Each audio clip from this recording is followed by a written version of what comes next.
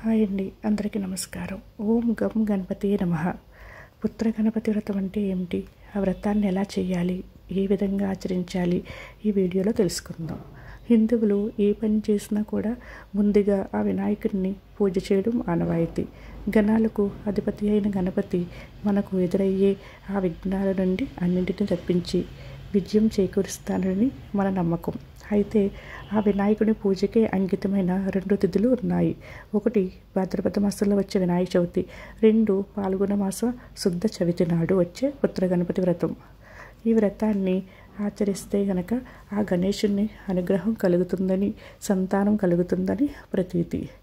పార్వతీదేవి చేతిలో రూపుదిద్దుకున్న వినాయకుడిని శిరస్సును శివుడు ఖండించిన కథ మనకు తెలిసిందే. ఆ తర్వాత తన తప్పు తెలుసుకుని గజాసురుని శిరస్సుతో ఆ పిల్లవాడిని బతికించారు. ఆ సమయంలో పార్వతీ ఒడిలో ఉన్న గణేశుని చూసేందుకు సకల దేవతలు కైలాసానికి చేరుకున్నారట. వారి ఆశీస్సులను స్థితిని విన్న అమ్మవారు పాల్గొన శుద్ధ చవితి నాడు గౌరీ సమేతంగా వినాయకుడిని ఎవరైతే ఈ వ్రతాన్ని ఆచరిస్తారో వారికి పుత్రాభివృద్ధి కలుగుతుందని ఆ పార్వతీ అమ్మవారే వరమిచ్చారట. ఈ వ్రతం ఆచరించేవారు ఉదయాన్నే నిద్రలేచి తలస్నానం చేసి శుభ్రమైన వస్త్రాలు ధరించి ఈశాన్య భాగంలో ఒక పీఠం ఏర్పాటు చేసి దానిపై అష్టదళ పద్మం వేసి దాని మీద ఒక వస్త్రం వేసి దానిపై 3 గుప్పుల బియ్యం పోసి దాని మీద వినాయకుని విగ్రహాన్ని కానీ చిత్రపటాన్ని కానీ ఏర్పాటు చేసుకోవాలి. ఇప్పుడు పసుపుతో చేసిన గణపతిని, పసుపు గౌరమ్మని తయారు చేసుకుని గౌరీ సమేతంగా వినాయకుడిని పూజించాలి. ముందుగా మనం దీపారాధన చేసుకుని తర్వాత ఆ ఆదిదేవుడైన ఆ వినాయకుడిని షోడోపచార నామాలతో పూజ చేయాలి. తర్వాత గౌరీ సమేతంగా ఈ పుత్ర గణపతి వ్రతాన్ని ఆచరించాలి.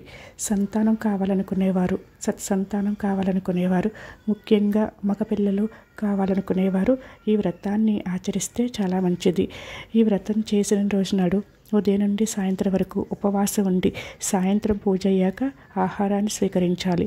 అలా కుదరని వాళ్ళు, ఆరోగ్యరీత్యా బాగోలేని వాళ్ళు పండ్లు, పాలు, ద్రవపదార్థాలు లాంటివి స్వీకరించవచ్చు. ఈ వ్రతం సాయంత్రం చేయడానికి వీలు కాని వాళ్ళు ఉదయం కూడా ఆచరించవచ్చు.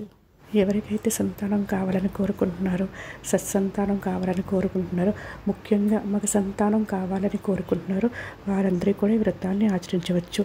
భక్తి శ్రద్ధలతో వినాయకుడిని పూజించాలి. ఎవరైతే పుత్ర సంతానం కావాలని సంకల్పంతో వినాయకుని పూజిస్తారో వారి కోరిక తప్పకుండా నెరవేరుతుందని ఆ పార్వతీదేవి చెప్పారట. గర్భిణీ స్త్రీలు 5వ నెలలోపు వారు ఈ వ్రతాన్ని ఆచరిస్తే వారికి బుద్ధిమంతులైన, జ్ఞానవంతులైన పుత్రులు లభిస్తారట. అలాగే మగపిల్లలు లేని వారు ఈ వ్రతాన్ని ఆచరిస్తే మగ సంతానం కలుగుతుందంట. పిల్లలు ఉన్నవారు ఈ వ్రతాన్ని ఆచరిస్తే వారికి ఆయుర ఆరోగ్యాలు, విద్యావంతులై ఉంటారట. ఈ వ్రతాన్ని పిల్లలు లేని వారు సంవత్సర కాలం పాటు ఈ పాల్గొన శుద్ధ చవితి నాడు ఆరంభించి సంవత్సర కాలం పాటు ఈ వ్రతాన్ని ఆచరిస్తే వారికి తప్పకుండా సంతానం కలుగుతుందని పండితులు చెప్తున్నారు. గణపతికి ఇష్టమైన తెల్ల జిల్లేడు పువ్వులు, ఎర్ర మందార పుష్పాలు, ఎర్ర గన్నేరు పువ్వులు, అలాగే గరికతో చేస్తే చాలా మంచిది. 21 పత్రాలు సమర్పిస్తే మంచిది. మనకి దొరకకపోతే గనక మనకు దొరికిన పత్రాలని సమర్పించవచ్చు. గౌరీ సమేతంగా వినాయకుడిని పూజిస్తే తప్పకుండా మనకి సంతానం కలుగుతుంది. ముందుగా ఆదిదేవుణ్ణి శుక్లాంబరధరం విష్ణువు అనే శ్లోకంతో కానీ, వక్రతుండ మహాకాయ అనే శ్లోకంతో కానీ, ఇవేవి రాకపోతే ఓం గం గణపతియే అనుకుంటూ పూజ ప్రారంభించవచ్చు. ముందుగా మనం ఏ కోరికతో అయితే ఈ పూజ చేస్తున్నామో ఆ కోరికని సంకల్పంగా చెప్పుకోవాలి.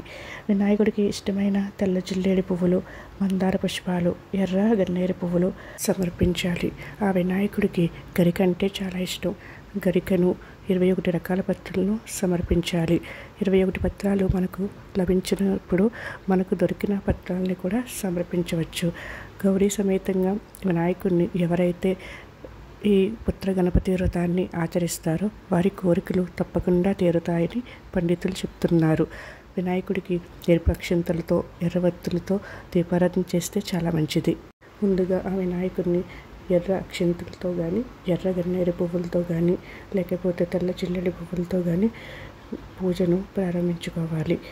గణపతి షోడశనామాలు 16 ఉంటాయి. అవి చదువుకుంటూ పూజ చేసుకోవాలి. వినాయకుడికి ధూపాన్ని సమర్పించాలి. వినాయకుడు అష్టోత్తరం కానీ మనకు వచ్చిన శ్లోకాలు కానీ చదువుకోవచ్చు. ఏవి రావకపోతే ఓం గం గణపతియే నమః అంటూ పూజ చేసుకోవచ్చు. ఈ రోజున మనం ముఖ్యంగా చదవవలసింది సంతానం కావాలనుకునేవారు పుత్ర గణపతి స్తోత్రం ఉంటుంది. ఆ స్తోత్రాన్ని 8 సార్లు అయితే కంపల్సరీ పారాయణం చేయాలి. 8 సార్లు పారాయణం చేయడం కుదరని వారు ఒక 3 సార్లు అయినా సరే పారాయణం చేసుకోవాలి. ఆ స్తోత్రం చాలా శక్తివంతమైన స్తోత్రం. ఎవరికైతే సంతానం కావాలని కోరుకుంటున్నారో, మగ సంతానం కావాలని కోరుకుంటున్నారో వారందరూ కూడా తప్పకుండా ఈ పుత్ర గణపతి స్తోత్రాన్ని 8 సార్లు పారాయణం చేయాలి. అప్పుడే వారి కోరిక నెరవేరుతుంది. సంతానం కోసం చేసేవారు, మగ సంతానం కావాలనుకునేవారు ఈ వ్రతాన్ని ఈ ఒక్కరోజు మాత్రమే కాకుండా 1 సంవత్సర కాలం పాటు ఆచరిస్తూ ఉండాలి. ఈ పుత్ర గణపతి వ్రతాన్ని ప్రతి నెల శుక్లపక్ష చవితి నాడు గౌరీ సమేతంగా ఈ వ్రతాన్ని ఆచరిస్తూ ఉండాలి. సంవత్సర కాలం తర్వాత మనం ఉద్యాపన చెప్పుకోవచ్చును. పసుపుతో తయారు చేసుకున్న గౌరీ అమ్మవారిని కూడా పూజ చేయాలి. గౌరీ అష్టోత్తరం కుంకుమతో కానీ అక్షింతలతో కానీ పూజ చేసుకోవచ్చు. గౌరీ అష్టోత్తరం రానివారు ఓం శ్రీ మంగళ గౌరియే నమః అంటూ కుంకుమార్చన చేసుకుంటూ పూజ చేసుకోవాలి. మనం నైవేద్యంగా అటుకులు, బెల్లం సమర్పించాలి. ఈ వ్రతానికి నువ్వులు, బెల్లం కలిపిన చిమ్లి ఉండల్ని కూడా నైవేద్యంగా సమర్పించుకోవాలి. వినాయక చవితి మాదిరిగానే వినాయకుడికి ఎంతో ఇష్టమైన కుడుములు, ఉండ్రాళ్ళు, పాయసన్నం కూడా పెట్టుకోవచ్చు. ఇవేమీ లేకపోతే అరటిపళ్ళు కానీ ఒక చిన్న బెల్లం ముక్కను కానీ పెట్టినా సరే ఆ వినాయకుడు చాలా సంతోషపడతాడు. పిల్లల పుస్తకాలు, పెన్నులు కూడా ఈ పూజలో పెట్టి పూజ చేసుకోవచ్చు. అలా చేస్తే పిల్లలకి మంచి విద్యాబుద్ధులు వస్తాయట. పూజ మొత్తం అయ్యాక 3 ముత్తైదులకు కానీ 5 ముత్తైదులకు కానీ తాంబూలం ఇచ్చి వారి ఆశీర్వాదం తీసుకోవాలి. పిల్లలకు కూడా వారి ఆశీర్వాదం ఇప్పిస్తే పిల్లలు ఆరోగ్యాలతో ఉంటారు. వినాయకుడి దగ్గర పెట్టిన ప్రసాదాన్ని మన చుట్టూ ఉన్న పిల్లలకి పంచితే చాలా మంచిది. ఎవరైతే సంతానం కావాలని కోరుకుంటున్నారో వారు భార్యాభర్తలిద్దరూ కూడా 1 సంవత్సరం కాలం పాటు ఈ వ్రతాన్ని ఆచరిస్తే సత్ఫలితాన్ని పొందుతారట. ఈ వ్రతాన్ని ఆచరించే రోజు తెల్లవారుజామున నిద్ర లేచి స్నానం ఆచరించి శుభ్రమైన వస్త్రాలు ధరించి ఉదయం నుంచి ఉపవాసం ఉండి ఉదయం పూజ చేసుకోవాలి. మరలా సాయంత్రం యథావిధిగా పూజ చేసుకుని అప్పుడు చంద్రుడికి అర్ఘ్యం సమర్పించి నమస్కారం చేసుకోవాలి. ఈ వ్రతాన్ని చేసిన రోజున ఉల్లి కానీ వెల్లుల్లి కానీ తినకూడదు. మాంసాహారం తినకూడదు, వండకూడదు. మద్యపానం సేవించకూడదు. బ్రహ్మచర్యం తప్పకుండా పాటించాలి.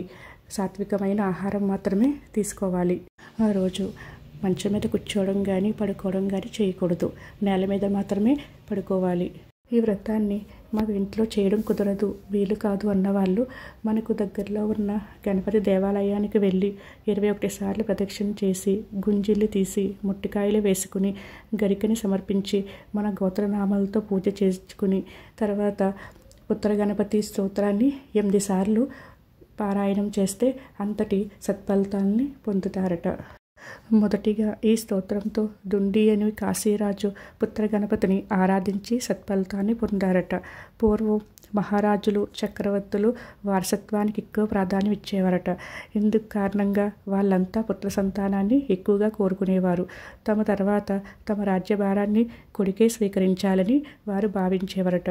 ఇందుకోసం పాల్గొన శుద్ధ చవితి రోజు ఈ వ్రతాన్ని యథావిధిగా ఆచరించేవారట.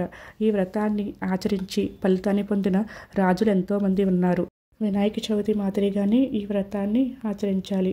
భక్తి శ్రద్ధలతో ఆ వినాయకుడిని పూజించాలి.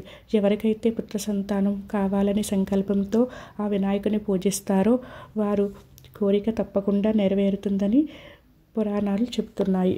ఈ పుత్ర గణపతి వ్రతాన్ని ఆచరించి సత్ఫలితాన్ని పొందిన వారు చాలామంది ఉన్నారు. పూజ అంతా అయ్యాక స్వామివారికి మంగళ నీరాజనాన్ని సమర్పించాలి. కొబ్బరికాయను కొట్టి నైవేద్యంగా సమర్పించాలి.